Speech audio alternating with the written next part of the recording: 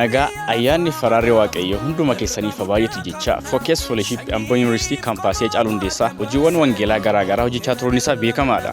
Kanuma wal qabatee gaafa guyyaa 15 baatii 10/2017 fellowshipin keenya hojii tatamsaasa wangeelaa yookaan summer mission torbee tokko wangalamaa ta'u bakka biraa deemuudhaan hojjechuudhaan waan jirruuf isinis karaa dandeessan hundumaan nu bukkee dhaabbachuudhaan hojii wangeelaa kana akka tumsitan jaalala waaqayyoon isin gaafanna. Namoonni nu quunnamuu barbaadan lakkoofsa bilbilaa armaan gadiitiin nu argachuu dandeessu. Akkasumas lakkoofsa akkaawuntii armaan gadiitiin akka nu bukkee dhaabattan jaalala waaqayyoon isin gaafanna.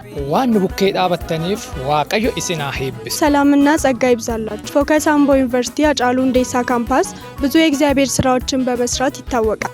ይሄንንም በማስመልከት በ15/10 2017 ጀምሮ ወንጌል ባልደረሰባቸው ቦታዎች በመሄድ ወንጌልን ለመስራት ቀጠሮ ይዘናል። እናንተም በመትችሉት ሁሉ ከኛ ጎን እንድትቆሙ በእግዚአብሔር ፍቅር እንጠይቃለን። እንዲሁም ይህን ስራ ማገዝ የምትፈልጉት ከታች ባለው ባንክ አካውንት ልታገዙን ትችላላችሁ። ስለምታረጉት ሁሉ እግዚአብሔር ይባርካችሁ።